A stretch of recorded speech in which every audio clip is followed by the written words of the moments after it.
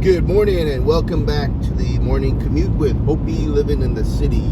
It is a beautiful Thursday morning out there. And it says it's 88 degrees right now, which is definitely cooler than the past few days. So with today's commute, I am going to try the alternate route that's now available.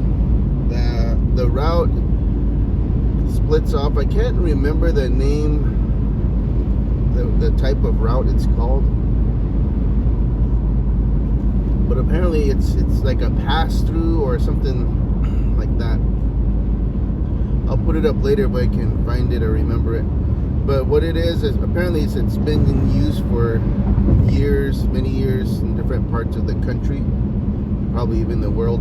But supposedly if you get on the right two lanes, maybe around Guadalupe-ish, maybe a little before that, you can go on to that. I think it's a 2 or 3 lane pass by, and that's supposedly the route that you're supposed to take when you're getting off on Broadway and the 143 if you're headed to the airport. But apparently it will go and connect back to the I-10. So I left a little earlier than usual today, not a whole lot earlier, but early enough so we can test it out, just to give you guys a look to see what it's like. But yeah, we didn't get any rain last night. Truck's still all clean for the most part. And today I plan on continuing the testing with the BioMario folks. We are checking to see that all fluid types are crossing to their platform, and from their platform to the instruments. We did find a few discrepancies that needed to be updated. The first was with wound cultures.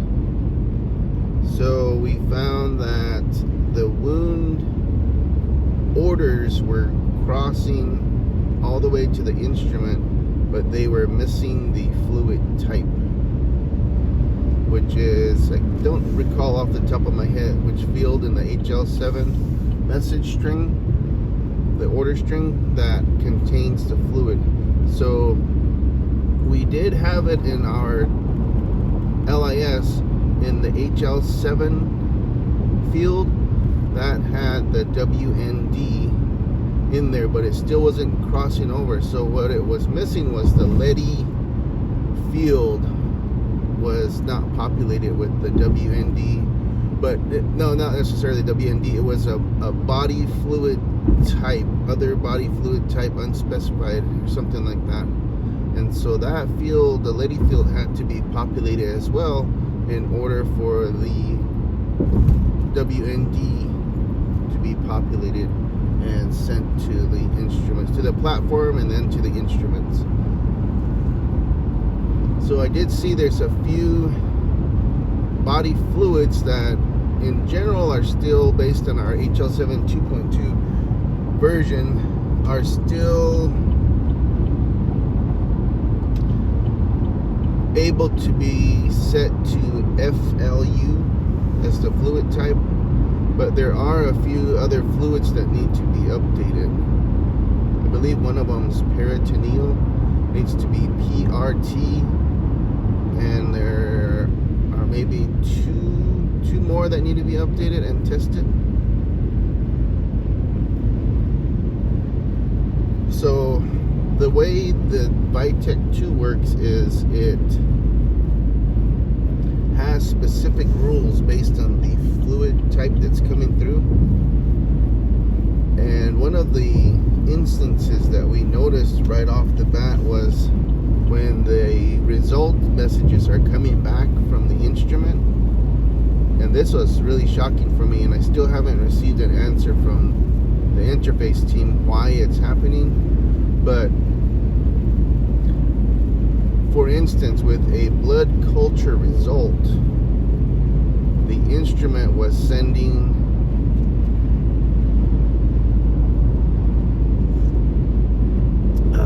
two results for a specific antibiotic. One for other, which would include the blood cultures, and one for urine. And so I quickly pointed that out to them, and I'm thankful that they have different result codes, and so that's how we are keeping track of that particular result. And so when the instrument gets these different fluid codes, it can use those to fire off specific rules that are in place based on the fluid or specimen source. So that's what we're doing. And then I'm still working on the Diasorin. What I'm doing on that, oh look, here's the signs right here that tell you where to go. So I'm gonna exit only here. You can go to Mesa and then to the 143. And so with that, I got more information on what needs to be updated on the driver in order for the rules to be firing correctly. So I'm doing that today. If everything goes well, we should get those tested.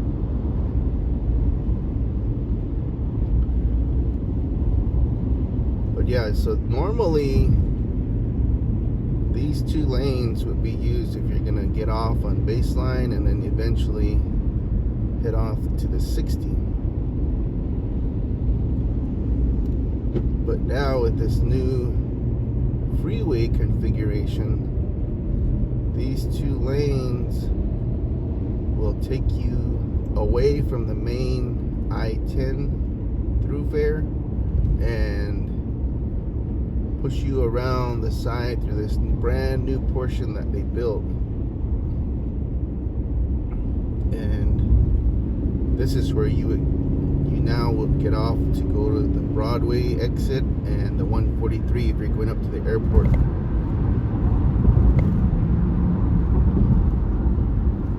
All throughout the week, that other part of the freeway was really backed up when the carpool from the 60 gets on to the I-10.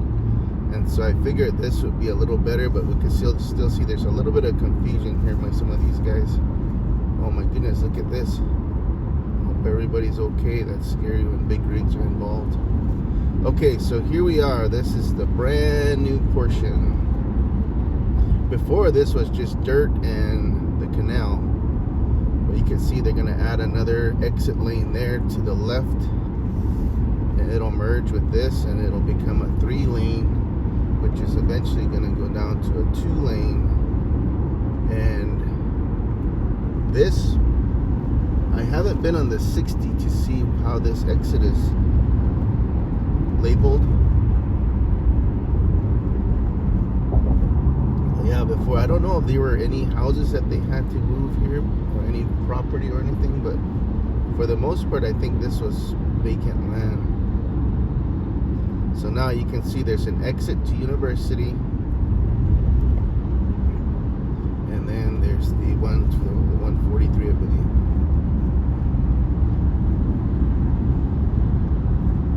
So all throughout the week I was looking over here, being curious to see what's happening on this side. And so yesterday I did some research and I started reading about the information that ADOT was putting out and being passed to the public via ABC 15. And so I said I'm gonna leave early and I'm gonna test it out, because I found out that this will reconnect with the I-10. So See, look at all of that traffic that's kind of backing up over there on the I-10. The main I-10. And then now this is where you would connect to the 143 to hit the airport.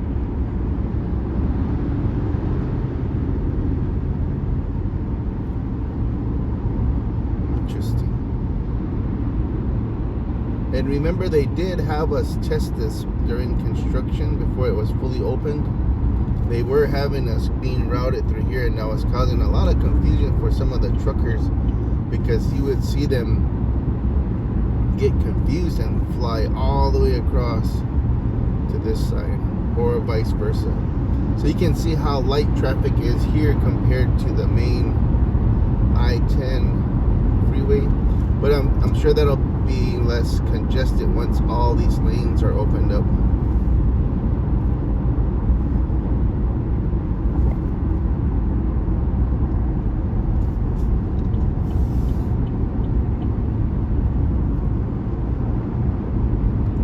Pretty nice.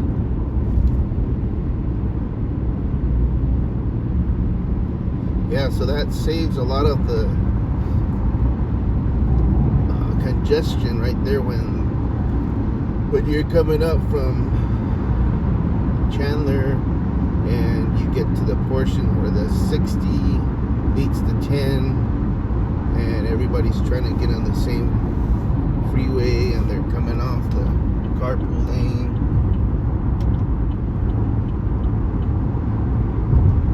And then from here on, you can just make sure you carefully maneuver your way back to the carpool lane if it's within the hours that it's allowed to have single occupancy vehicles.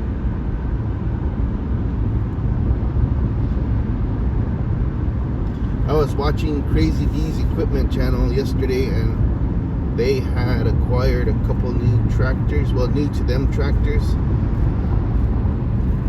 I think one or both were from either an auction or an estate sale. And so one of them was pretty nice. It had a front end loader. It was a huge tractor too. And that one, what they're going to do is they're just going to basically get it started and then put it back in a consignment auction. And then the other one, I think they're going to fix it up and put it on their lot. But he said they got them for pretty good deals, and they weren't in too bad condition. That's what I'm looking for, is a tractor for a really good price. I was thinking maybe a Massey Ferguson, because there's a guy out home in our town that has one, and he's had it for I don't know how many years, and that thing is still running strong. The paint has faded a little, but for the most part it still looks really sharp. It's not a huge tractor or anything with like a shade or enclosures or anything. It's just a get it done tractor, which is what we're looking for. I think what I would like is something to attach a scraper blade to, and a plow,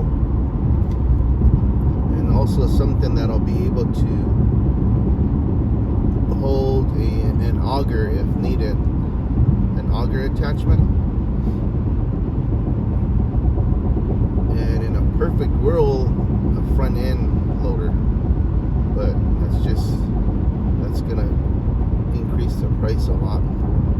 I've seen some down here recently. I think there was one in Tucson for $2,500, $4,000 or something like that. And then there was another one. It was I think in Alice Chambers or something like that. And it was going for $3,000 or best offer. Pretty much the guy said he would take whatever somebody can give him cash for some medical bills. But he didn't really know a lot about the tractor itself, so I'm thinking it might not be the safest purchase, because there could be something really bad with it. That's a beautiful view. Look at that. Quiet. So you guys have a great day. Thank you for joining me on the morning commute. Don't forget to be productive. Give back to your community if you can. Hug your loved ones. Tell them you love them. Spend time with them. And enjoy your Thursday. I'll see you guys later.